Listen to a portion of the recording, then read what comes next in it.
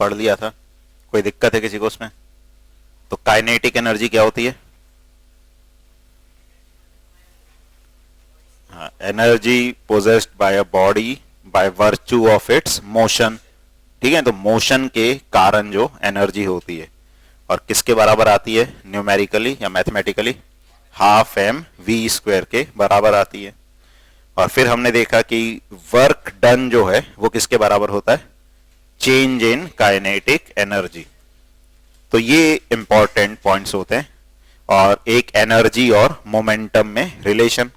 तो मोमेंटम होता है मास इनटू वेलोसिटी, और एनर्जी को हम मोमेंटम से कैसे रिलेट कर सकते हैं? Kinetic energy is equal to P square by 2m। और मोमेंटम को अगर लिखेंगे काइनेटिक एनर्जी के टर्म्स में तो P is equal to under root 2m kinetic energy. ठीक है,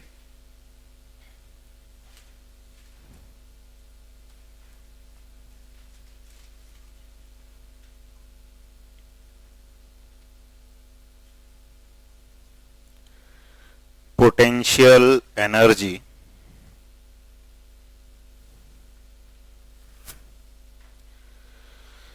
देखो, एनर्जी का मतलब होता है एबिलिटी टू डू वर्क। अब काइनेटिक एनर्जी होती है मोशन के कारण कोई ऑब्जेक्ट वर्क करने की जो एबिलिटी रखता है। अब लेकिन कई बार ऐसे देखोगे, अगर काइनेटिक एनर्जी नहीं भी है तब भी जो ऑब्जेक्ट्स हैं वो वर्क करने की एबिलिटी रखते हैं। जैसे एक स्प्रिंग है, अगर उसको कंप्रेस करके उसके आगे कोई भी ब्लॉक रख दोगे, या कोई मान लो छोटा सा अपने पत्थर रख दिया और छोड़ोगे तो क्या होगा? उछल जाएगा ब्लॉक, मतलब जो स्टोन है या ब्लॉक है वो क्या होगा? मूव करने लगेगा अचानक से। यही जो आती हैं टॉय गन्स वगैरह, वो भी इसी प्रिंसिपल पे वर्क करती हैं कि उसमें स्प्रिंग रहता है। अपन उसको जब प्रेस करते हैं ट्रिगर को तो स्प्रिंग क्या होता है? कंप्रेस। जब उसको अपन रिलीज करते हैं तो वो स्प्रिंग जो है एक्चुअली क्या कर रहा है? पार्टिकल पे वर्क कर रहा है, क्योंकि जो पार्टिकल था उसकी काइनेटिक एनर्जी बढ़ी। और एनर्जी कब बढ़ सकती है? जब किसी ऑब्जेक्ट पे क्या हो? वर्क। तो वो वर्क किसने किया? स्प्रिंग ने। यानी उस स्प्रिंग के पास वर्क करने की कैपेबिलिटी थी, लेकिन वो मोशन में तो नहीं था। ठीक है, ऐसे ही जैसे बो एंड एरो का केस देखें अपन, तो अपन क्या करते हैं? धनुष में जो धागा है जब उसको खींचते हैं और फिर एरो को रिलीज करते हैं तो एरो के पास क्या आती है? Kinetic energy. ठीक है ना, काइनेटिक एनर्जी आती है जिससे वो आगे मूव करता है। तो वो काइनेटिक एनर्जी कहां से आई? अब हमने जब उसको खींचा था धागे को, तो वो धागे में क्या होता है? एक फॉर्म ऑफ एनर्जी स्टोर होती है खींचने से, जिसको क्या बोला जाता है? Potential energy. और जब हम छोड़ते हैं तो वही एनर्जी किस में कन्वर्ट हो जाती है? काइनेटिक एनर्जी में। ऐसे ही जैसे हम एक ऑब्जेक्ट को हवा में छोड़ें, अब वो क्या होगा? नीचे जाएगा, नीचे जाएगा तो उसकी एनर्जी बढ़ने लगेगी। अब बढ़ने लगेगी यानी अपन बोल सकते हैं यहां पर भी उसके पास क्या होगी? कुछ एनर्जी होगी। और नीचे जाने पे तो, और देखो अगर वो जमीन पे रखा हुआ है तब छोड़ने पे कुछ वर्क करेगा? वो जमीन पे रखा है तो रखा ही रहेगा, लेकिन हाइट से रिलीज करने पे क्या होगा? उसके पास काइनेटिक एनर्जी आएगी। यानी हाइट पर उसके पास वर्क करने की क्या है? कैपेबिलिटी है। तो ये जो वर्क करने की कैपेबिलिटी होती है किसी सिस्टम के पास, उसकी पोजीशन या कॉन्फ़िगरेशन के कारण इसको क्या बोला जाता है? Potential energy. जैसे हमने ऊपर किया तो पोजीशन पे डिपेंड कर रहा है, स्प्रिंग को कंप्रेस कर रहे हैं, किस पे डिपेंड कर रहा है? उसकी कॉन्फ़िगरेशन पे। अगर वो नेचुरल लेंथ पे है तब तो वर्क नहीं करेगा, लेकिन उसको कंप्रेस करोगे तो क्या करेगा? वर्क करेगा। ठीक है, जैसे पेन वगैरह भी आते हैं ऊपर, ठीक है, जिसमें अपन ऐसे प्रेस करते हैं पेन ओपन होता है, तो उसमें भी अंदर देखोगे क्या होता है? एक स्प्रिंग। जब हम प्रेस करते हैं तो वो अंदर कहीं अटक जाता है, उसको रिलीज करेंगे तो वो स्प्रिंग फोर्स उसको क्या करता है? वापस ऊपर की तरफ लेकर आता है। तो ये सब जो एनर्जीज स्टोर होती हैं पोजीशन के कारण या कॉन्फ़िगरेशन के कारण, इसको क्या बोला जाता है? Potential energy. बोलो। हाँ, हो गया कंप्लीट।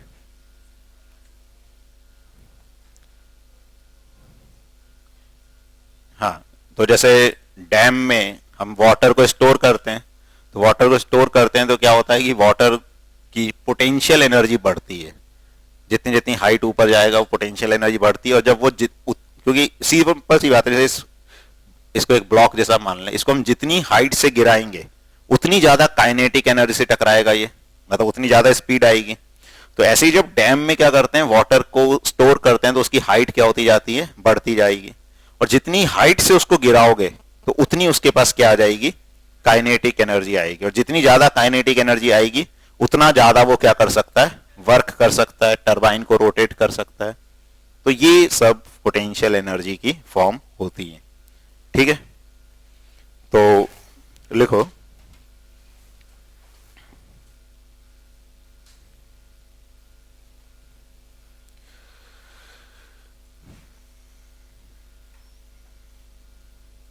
देखो लिखो the energy transferred to an object, the energy transferred to an object is stored as potential energy, is stored as potential energy if it is not used, to cause a change in the velocity or speed of the object.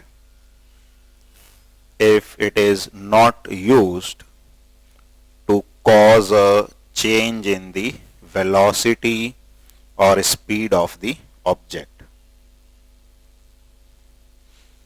ठीक है, तो अगर हम किसी object को energy transfer करें, जैसे spring को कंप्रेस किया, बो में हमने धागे को खींचा, तो अगर हमने स्पीड या काइनेटिक मतलब स्पीड या वेलोसिटी में चेंज नहीं किया, तो जो भी हम एनर्जी ट्रांसफर कर रहे हैं, वर्क कर रहे हैं, वो किस फॉर्म में स्टोर होगा, पोटेंशियल एनर्जी की फॉर्म में।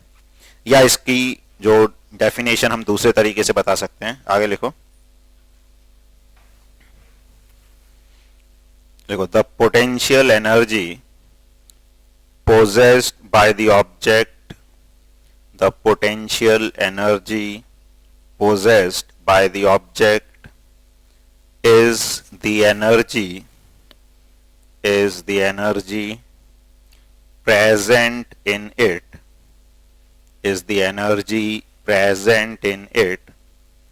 by virtue of its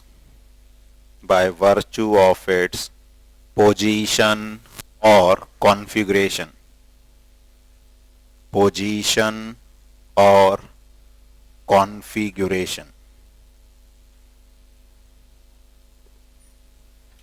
ठीक है, तो किसी भी सिस्टम में उसकी पोजीशन या कॉन्फ़िगरेशन के कारण जो एनर्जी स्टोर्ड होती है उसको क्या बोला जाता है, potential energy.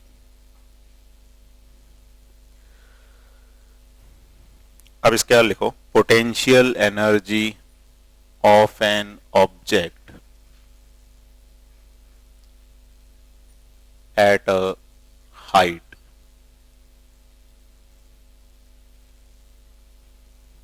Potential energy of an object at a height.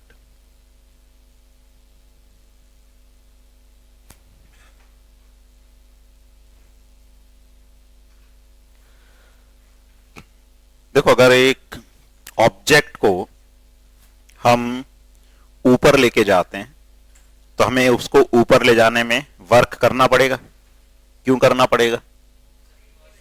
हाँ, क्योंकि ग्रेविटी उसको कहां खींच रही है, नीचे, और अगर हमें उसको ऊपर ले जाना है तो ग्रेविटी के अगेंस्ट क्या करना पड़ेगा, वर्क। तो जब हम ऊपर ले जाते हैं तो हमें वर्क करना पड़ रहा है, भले हम उसको धीरे धीरे भी ले जा रहे हैं, तो हम उसको ले जा रहे हैं धीरे धीरे, यानी उसकी काइनेटिक एनर्जी में तो चेंज नहीं आ रहा, स्पीड तो उसकी क्या है, 0, लेकिन फिर भी हमको क्या करना पड़ रहा है, वर्क, और वो वर्क उसकी पोटेंशियल एनर्जी में स्टोर हो जाता है। लेकिन वो जो वर्क करना पड़ रहा है वो किसके अगेंस्ट करना पड़ता है, ग्रेविटी के अगेंस्ट। इसलिए वो जो पोटेंशियल एनर्जी आती है उसको हम क्या बोल देते हैं, ग्रेविटेशनल पोटेंशियल एनर्जी, कि ग्रेविटी के अगेंस्ट वर्क करना पड़े हमको उसको ऊपर ले जाने में। तो जो पोटेंशियल एनर्जी आई वो ग्रेविटी के अगेंस्ट वर्क करने के कारण आई, तो उसको क्या बोला जाता है? Gravitational potential energy. ऐसे अगर हम एक स्प्रिंग को कंप्रेस करेंगे तो स्प्रिंग फोर्स लगाएगा और स्प्रिंग के फोर्स के अगेंस्ट वर्क करना पड़ेगा हमको, तो स्प्रिंग के फोर्स के अगेंस्ट वर्क करके जो पोटेंशियल एनर्जी आएगी उसको क्या बोलते हैं? स्प्रिंग पोटेंशियल एनर्जी बोल देंगे। एक्चुअली पोटेंशियल एनर्जी क्या होती है? जिस फोर्स के अगेंस्ट वर्क करके हम क्या करते हैं? एनर्जी स्टोर करते हैं किसी ऑब्जेक्ट में, उसकी पोजीशन के कारण, उसके रिलेटिव हम पोटेंशियल एनर्जी बोलते हैं। तो हमको मेनली यहां पर क्या पढ़ना है? ग्रेविटेशनल पोटेंशियल एनर्जी के बारे में हम पढ़ेंगे। तो लिखो an object increases it's energy, an object increases it's energy when raised through a height, when raised through a height. This is because work is done on it, work is done on it against gravity, against gravity,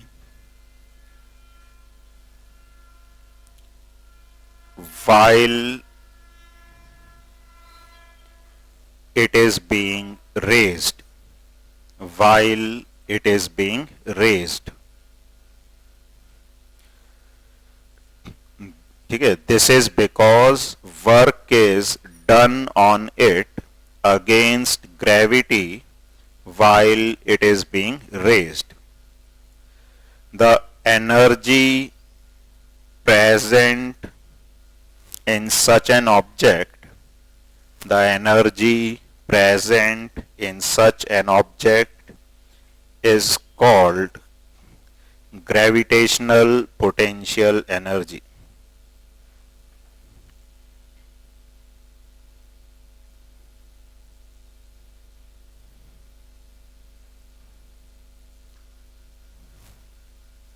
ठीक है, तो इसको अपन ऐसे भी बोल सकते हैं कि ग्रेविटेशनल पोटेंशियल एनर्जी क्या होगी कि किसी भी हाइट तक रेस करने में ग्रेविटी के अगेंस्ट जो वर्क करना पड़ेगा वही क्या कहलाती है?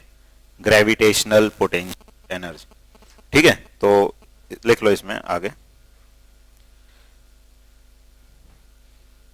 लिखो the gravitational potential energy of an object, the gravitational potential energy of an object at a point above the ground, at a point above the ground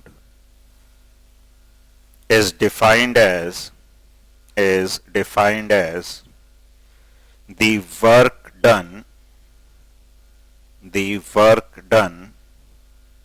in raising it, the work done in raising it from the ground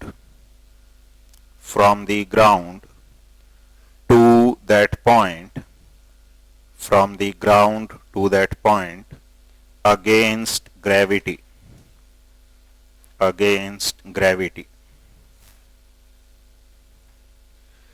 ठीक है, तो gravity के against ground से किसी point तक ले जाने में ग्रेविटी के अगेंस्ट जो वर्क करना पड़ेगा वो क्या कहलाता है? Gravitational potential energy. अब हम अगर इसका एक्सप्रेशन देखें या डिराइव करें तो एक ब्लॉक ग्राउंड पे है m मास का, ठीक है, और इसको लिफ्ट करके हमको कहां ले जाना है? ऊपर ले जाना है। मान लो हम इसको लिफ्ट करके ऊपर h हाइट तक लेकर जाते हैं,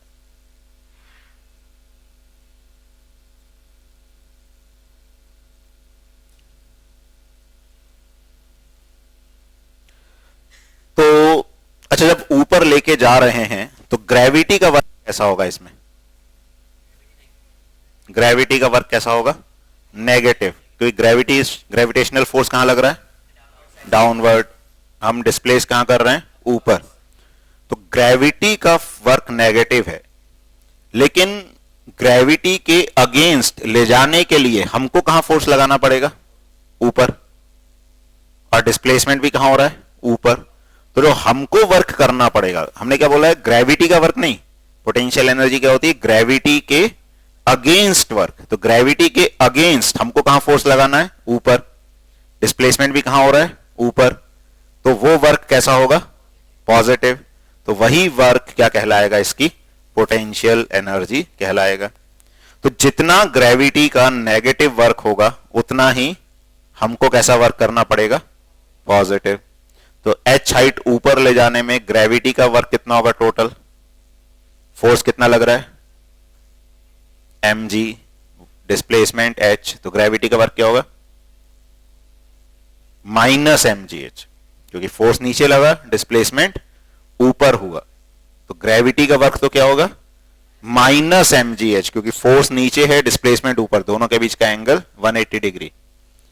और एक्सटर्नल एजेंट जो उसको ले जा रहा है, या हम लोग जो भी उसको ले जा रहे हैं, उसको कैसा वर्क करना पड़ेगा? पॉजिटिव। वही क्या कहलाती है? इसकी पोटेंशियल एनर्जी कहलाती है।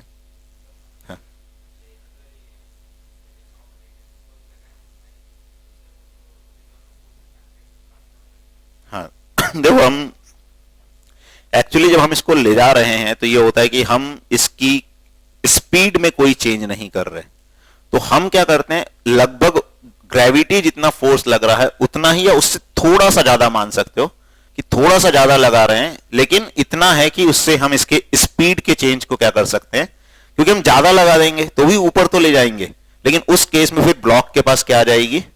काइनेटिक एनर्जी आ जाएगी। क्यों आ जाएगी? क्योंकि हमने ज्यादा वर्क कर दिया, ग्रेविटी ने कम वर्क किया, और टोटल वर्क किसके बराबर होता है? Change in kinetic energy.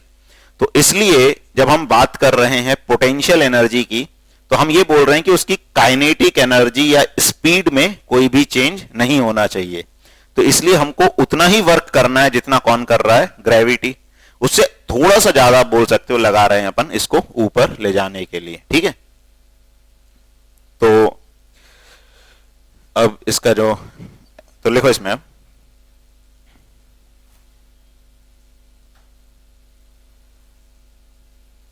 देखो, consider an object of mass m, consider an object of mass m,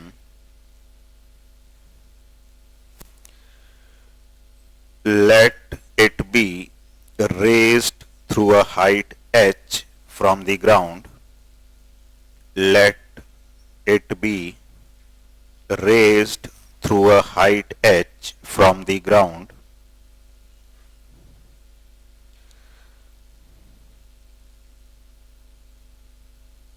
let it be raised through a height h from the ground. The minimum force required to raise the object, the minimum force required to raise the object is equal to the weight of the object, is equal to the weight of the object, that is mg, that is mg.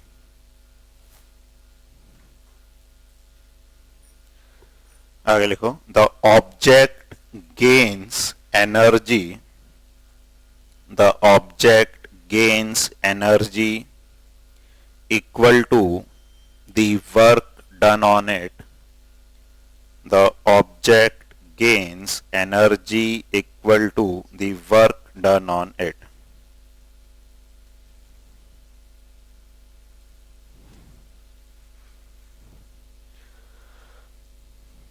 आगे लिखो, if work done on the object against gravity is W, if work done on the object against gravity is W, then W is equal to force into displacement हो जाएगा। तो gravity के against कितना force लगाया हमने, mg। Displacement कितना हुआ, h। तो कितना वर्क करना पड़ा, mgh।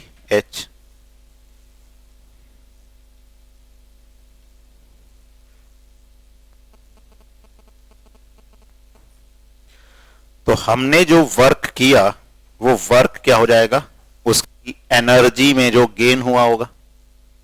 और ये जो एनर्जी का गेन होता है इसी को क्या बोला जाता है, पोटेंशियल एनर्जी। तो लिखो, since work done on the object, since work done on the object is equal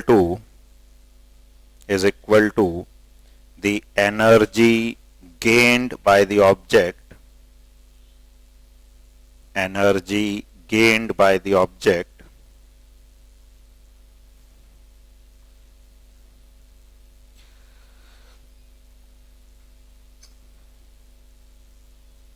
this is the potential energy, this is the potential energy, bracket में लिख लो EP of the object, EP of the object। तो जो potential energy होगी ये किसके बराबर हो जाएगी, mgh। तो न्यूमेरिकल्स में तो यही काम आएगा ज्यादातर कि h हाइट पे पोटेंशियल एनर्जी क्या होगी, mgh। अच्छा, एक और इंपॉर्टेंट पॉइंट ये होता है कि जो पोटेंशियल एनर्जी है वो सिर्फ हाइट पे डिपेंड करती है, इस बात पर डिपेंड नहीं करती कि हम किस पाथ से ले गए, मतलब उसको सीधे ले गए या घुमाकर भी ले गए, तब भी अगर h हाइट पे ऑब्जेक्ट है तो उसकी पोटेंशियल एनर्जी क्या होगी, mgh, सेम होगी। ठीक है, तो सिर्फ हाइट पे डिपेंड करती है। ऐसे नहीं, अपन इसको ऐसे भी ले जा सकते हैं, ऐसे भी ले जा सकते हैं, ऐसे ऐसे भी ले जा सकते हैं, तो इस पे डिपेंड नहीं करती। तो नोट करके लिख, इस पे भी डिपेंड नहीं करती, नोट करके लिख लो।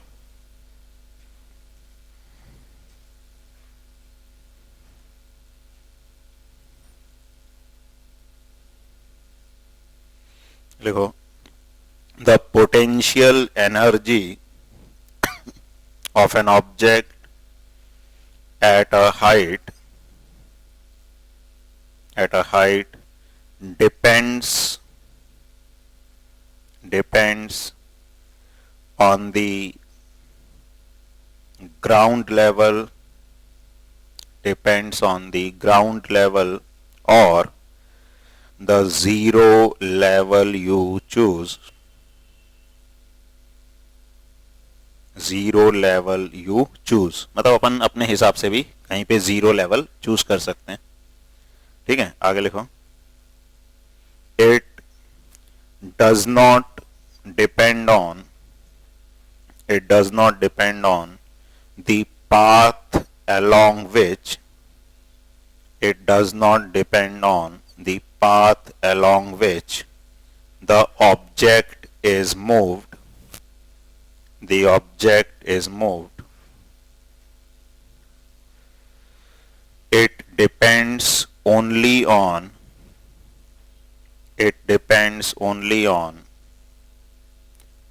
vertical distance between the ground level and the level of the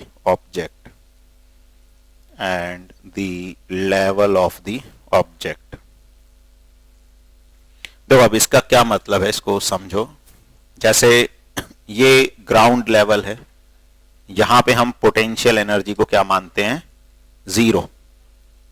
ठीक है, ग्राउंड लेवल है, इस पे पोटेंशियल एनर्जी को क्या मानते हैं, जीरो।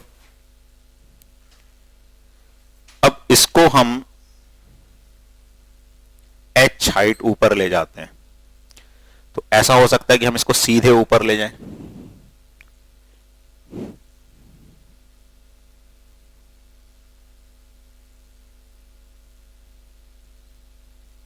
ठीक है। ऐसे हो सकता है कि इसको ऐसे ले जाएं, यहां से यहां तक, हमारा मन किया तो हम ऐसे ऐसे भी ले जा सकते हैं, हमारा मन किया तो हम यहां ले गए इसको। इनमें से कोई भी केस लो, यहां पर जो पोटेंशियल एनर्जी होगी इसकी, ये क्या होगी, mgh। तो ये कहने का मतलब है वो किस पे डिपेंड करता है, एक तो ग्राउंड लेवल पे और इस लेवल पे डिपेंड करता है, इस पे कहां पर है उससे फर्क नहीं पड़ रहा है, ठीक है। मतलब ग्राउंड से अगर h हाइट पर है, फिर वो h हाइट चाहे यहां हो चाहे यहां हो चाहे यहां हो, हर जगह पोटेंशियल एनर्जी क्या होगी उसकी, सेम होगी, mgh।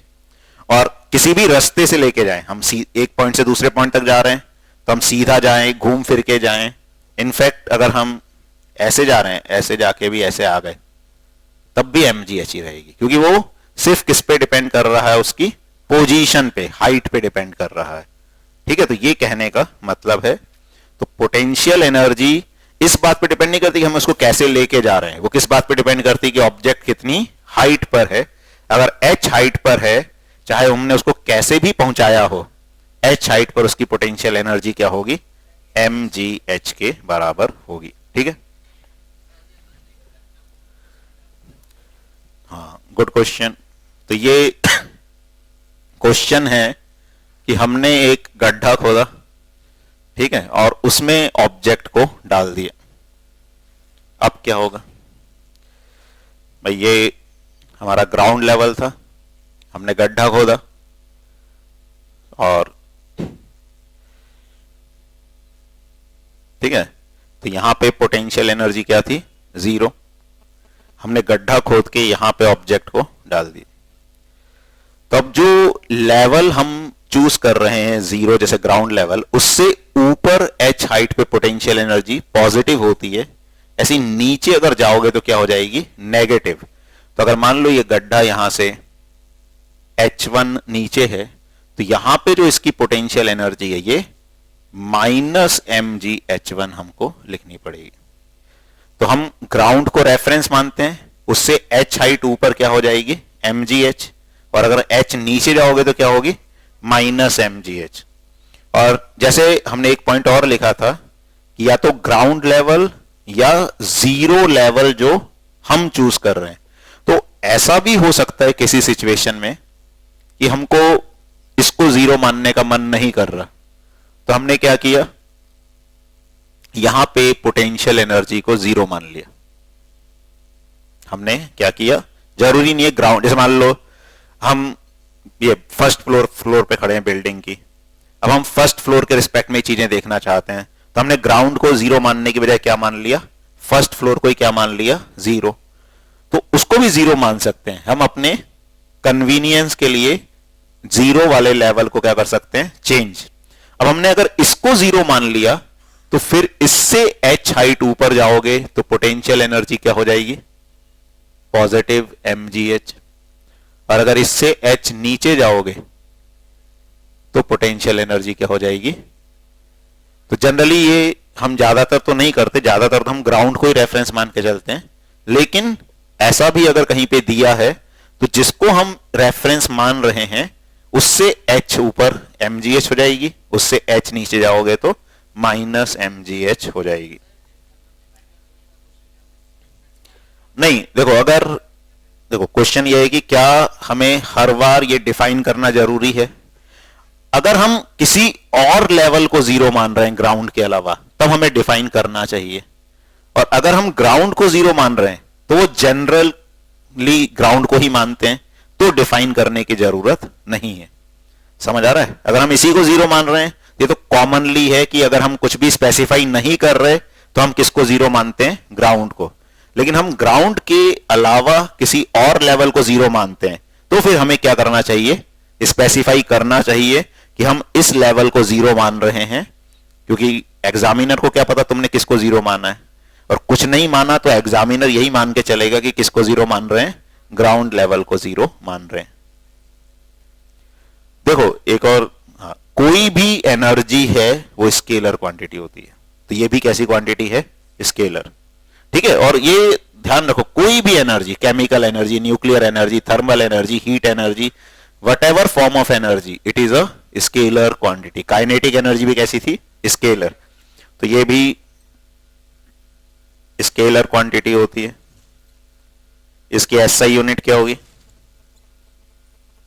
जूल्स।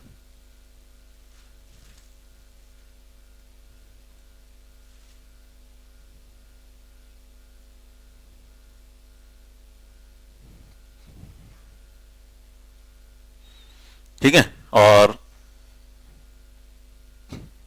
ये अपने को ध्यान रखना है।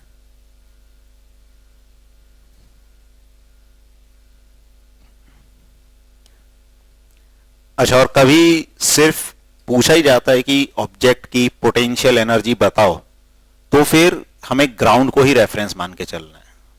ठीक है ना, मतलब जैसे कोई पूछे कि एक ऑब्जेक्ट h हाइट पर है, उसकी पोटेंशियल एनर्जी बताओ, तो जब एग्जामिनर ऐसा पूछ रहा है तो उसका मतलब किसके रिस्पेक्ट में बताना है? ग्राउंड। अब ऐसा नहीं कि उस h हाइट को 0 मान लो और 0 आंसर लिख दो कि हमने तो इसी को 0 मान लिया, नहीं, ऐसा नहीं। ठीक है, जब क्वेश्चन पूछा जा रहा है सिर्फ पोटेंशियल एनर्जी क्या है, तो हम ग्राउंड को रेफरेंस मान के क्या बताएंगे? mgh। इस तरीके से जैसे क्वेश्चन लिखो,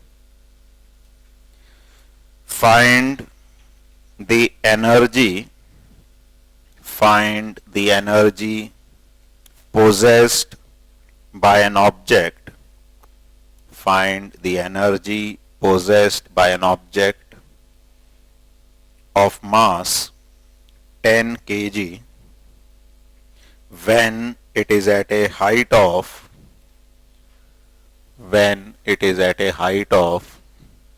5 meter above the ground. Take g is equal to 9.8 meter per second square.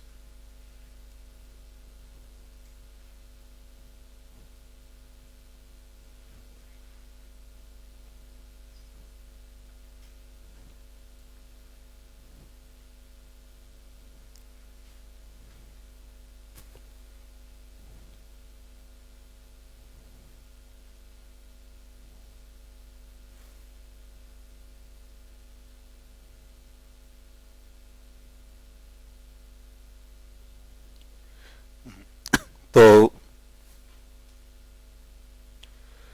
Potential energy होगी mgh। m है 10, g है 9.8 और h हो गया 5। तो 9.8 इंटू 10 हो जाएगा 98, 98 इंटू 5, तो ये आ जाएगा 490 जूल। ठीक है, नेक्स्ट क्वेश्चन लिखो।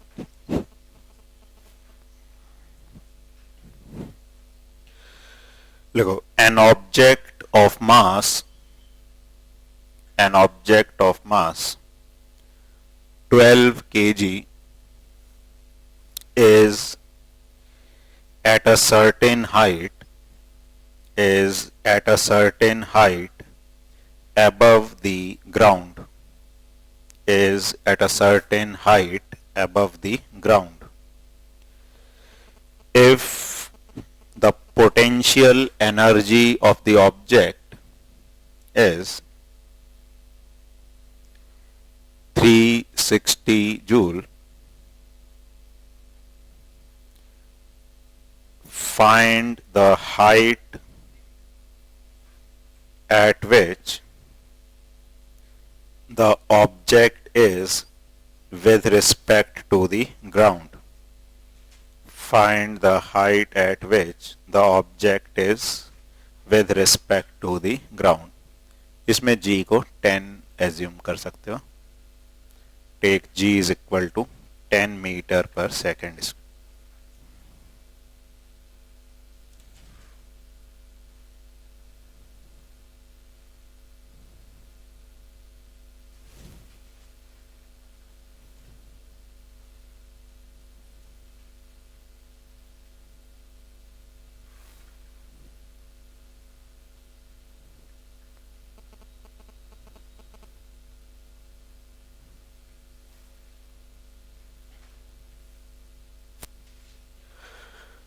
तो इसमें पोटेंशियल एनर्जी इज mgh, तो 360 is equal to 12 into 10 into h, 0 से 0 कैंसिल हो जाएगा, h आ जाएगा 36/12, दैट इज 3 मीटर। ठीक है, आ रहा है समझिए। तो ऐसे पोटेंशियल एनर्जी हम लिख सकते हैं किसी भी ऑब्जेक्ट की, या पोटेंशियल एनर्जी दी है तो उससे हाइट बता सकते हैं।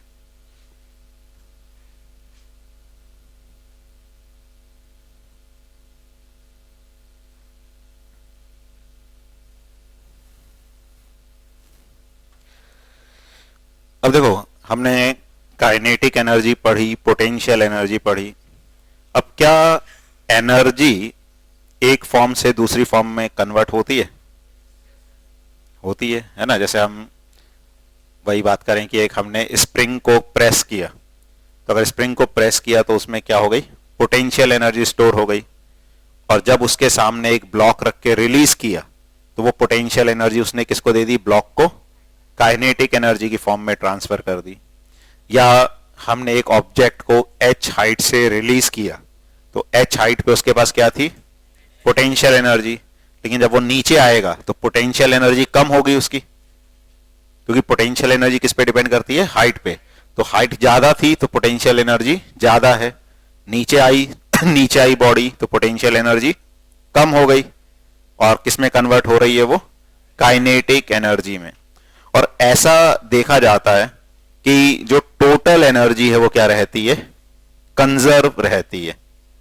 ठीक है, तो टोटल एनर्जी हमेशा क्या रहती है, कंजर्व। तो एनर्जी एक फॉर्म से दूसरी फॉर्म में कन्वर्ट हो सकती है, लेकिन टोटल एनर्जी जो है वो क्या रहेगी, कंजर्व रहेगी। तो लिखो, law of conservation of energy.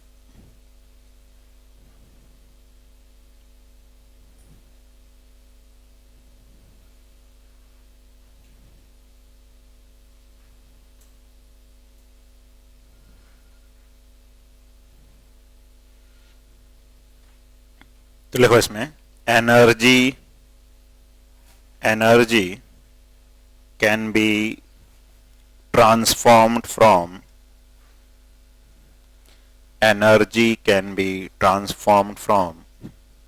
one form to another.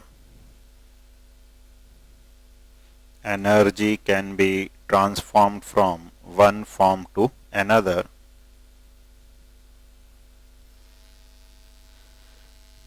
whenever energy gets transformed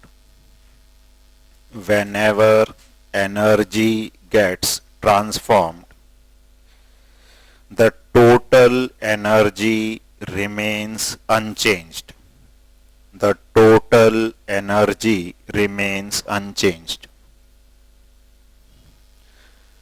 This is called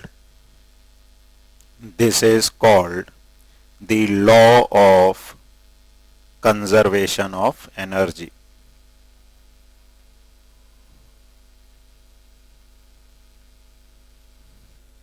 This is called the law of conservation of energy.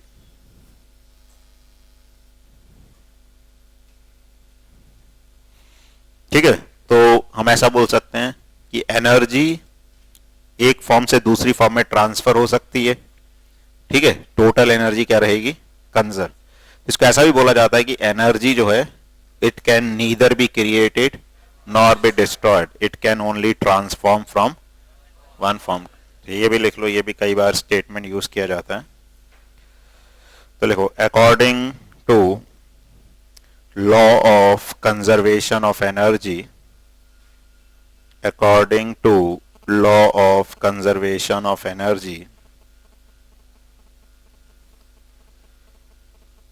energy can neither be created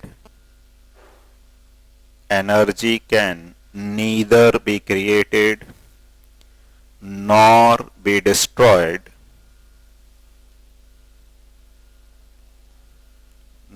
destroyed it only converts from one form to another. it only converts from one form to another.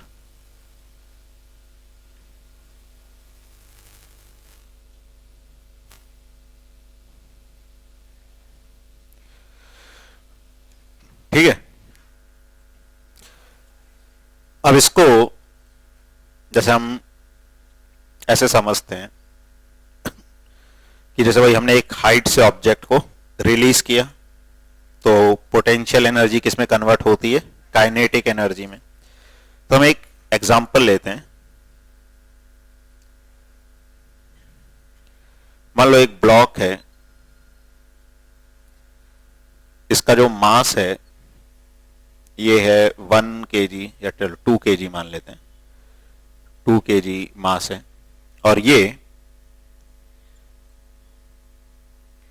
4 metre की height पे है, और इसकी initial velocity है 0। यहां से हमने इसको रिलीज किया।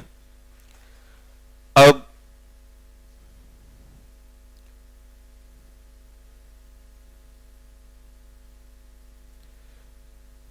यहां पे हम ब्लॉक की हाइट लिख रहे हैं।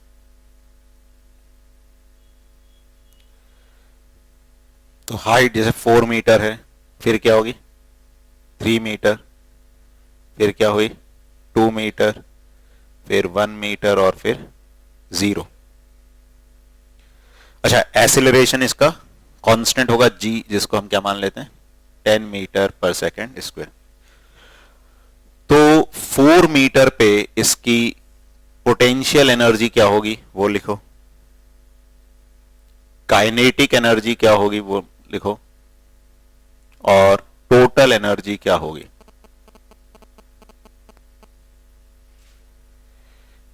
तो 4 मीटर पे ऐसी, 3 मीटर पे ऐसी, 2 मीटर पे, 1 मीटर पे, 0 मीटर पे।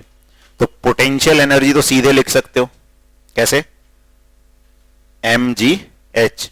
और काइनेटिक एनर्जी के लिए क्या करना पड़ेगा? स्पीड निकालनी पड़ेगी। एक्सेलरेशन पता है, डिस्प्लेसमेंट पता चल जाएगा, उससे स्पीड निकालो और काइनेटिक एनर्जी लिखो। देखो क्या आता है, इस टेबल में फिल करो।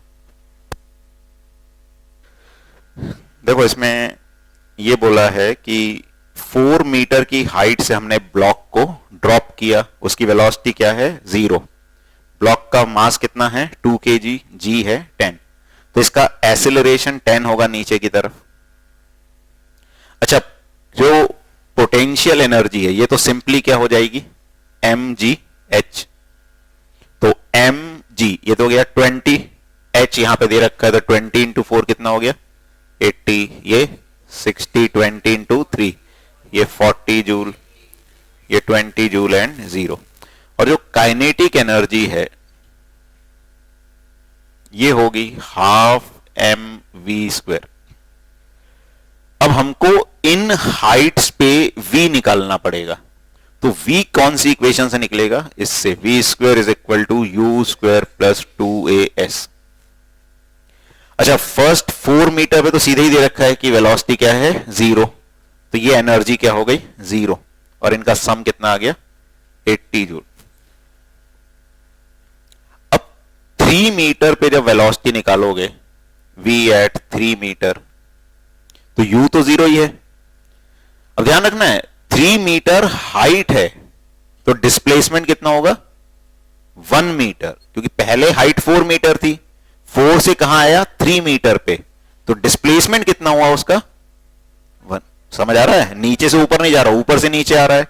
तो पहले 4 मीटर हाइट पे था, अब 3 मीटर हाइट पे है, तो कितना डिस्प्लेस हुआ? 1 मीटर। तो इनिशियल वेलोसिटी तो 0 हो गई, प्लस 2, a कितना है? 10, और s कितना हुआ?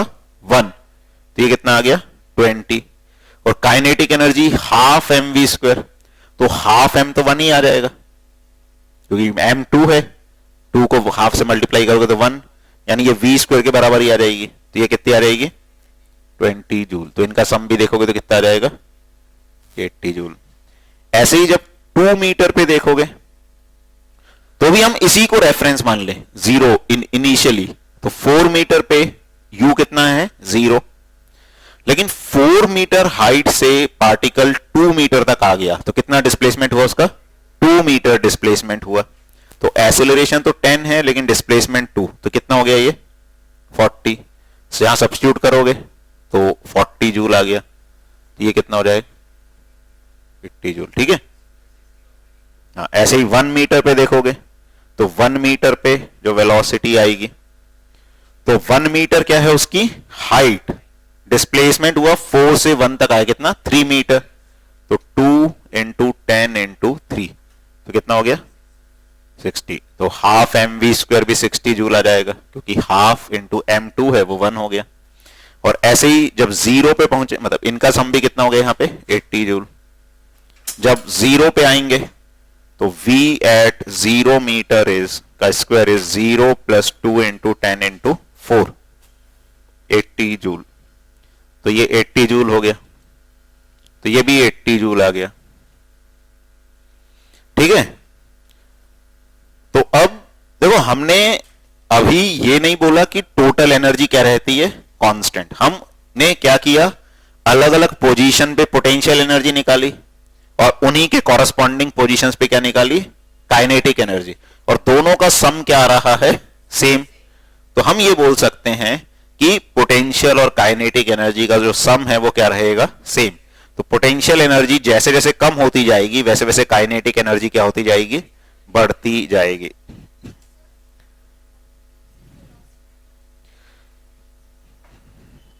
देखो अब मैं बोल रहा था बीच बीच में लेकिन ध्यान नहीं देते तुम लोग, हमने ये v स्क्वायर निकाला, काइनेटिक एनर्जी क्या है हाफ एम वी स्क्वायर, और m कितना है 2, तो 2 से 2 कट गया, तो काइनेटिक एनर्जी किसके बराबर आ रही है v स्क्वायर, तो इसलिए जो v स्क्वायर है वही काइनेटिक एनर्जी के बराबर है।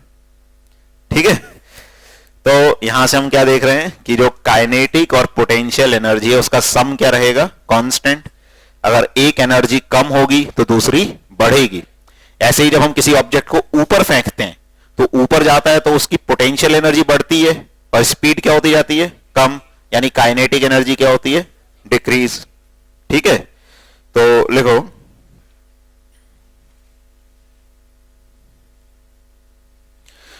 The sum of potential energy, the sum of potential energy and kinetic energy of the object and kinetic energy of the object would be same at all points.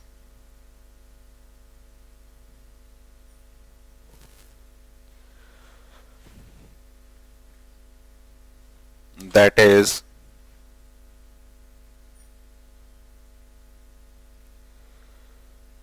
potential energy plus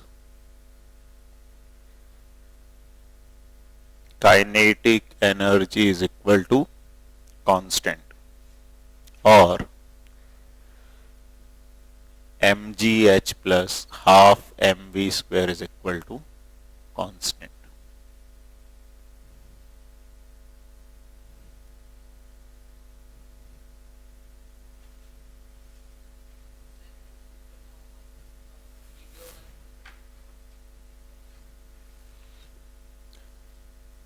इस तरह से भी prove कर सकते हैं, या अगर हमें प्रूव करना है तो हम कोई भी दो पोजीशन में भी प्रूव कर सकते हैं। ठीक है, जैसे चलो अभी इसमें पहले लिख लो, इसमें और लिखो अभी आगे फिर बताता हूं। देखो the sum of kinetic energy and potential energy of an object is called its total mechanical energy. Total, इसको अंडरलाइन कर सकते हो, टोटल मैकेनिकल एनर्जी। तो ठीक है, अगर प्रूफ करना है तो अपने को इतना बड़ा टेबल बनाने की जरूरत नहीं है, अपन दो पोजीशंस देख लें कोई भी, जैसे एक h हाइट पे देख ले, तो h हाइट पे पोटेंशियल एनर्जी क्या हो गई mgh, और यहां से इसको रिलीज किया तो काइनेटिक एनर्जी क्या हो गई 0। फिर एक h/2 हाइट देख लो, तो h/2 हाइट पे पोटेंशियल एनर्जी क्या हो गई, mgh/2, और यहां पे स्पीड निकालनी पड़ेगी अपने को, तो वो कैसे निकलेगी, v² is equal to u square plus 2as।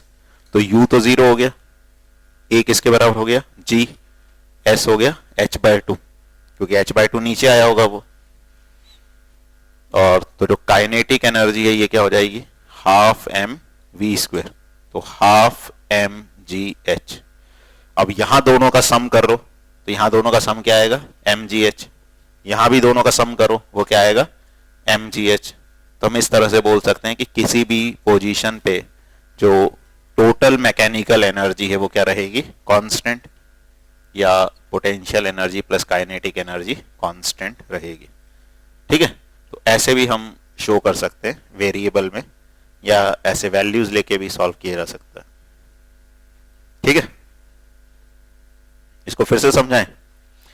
हमने मान लिया h हाइट से एक m मास के पार्टिकल को हमने ड्रॉप किया, तो h हाइट पे इसकी पोटेंशियल एनर्जी क्या है, mgh, और रेस्ट से रिलीज किया मतलब जीरो वेलोसिटी थी, तो काइनेटिक एनर्जी क्या हो गई, जीरो। और हमने एक और पॉइंट देख लिया जो कितनी हाइट पर है, h/2, तो h/2 पर है, तो पोटेंशियल एनर्जी तो सीधे हाइट पे डिपेंड करती है, तो mgh/2 हो गई। काइनेटिक एनर्जी के लिए यहां पर स्पीड निकालनी पड़ेगी।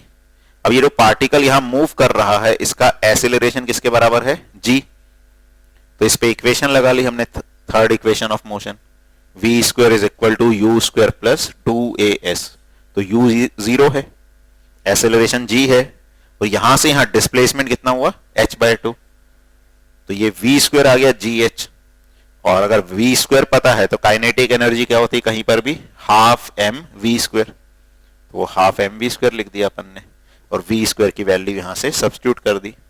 अब यहां इनका सम करो, EP प्लस EK, तो कितना आ जाएगा, mgh। इस पोजीशन पे सम करो EP प्लस EK, तो mgh/2 प्लस mgh/2, ये भी क्या आ जाएगा, mgh।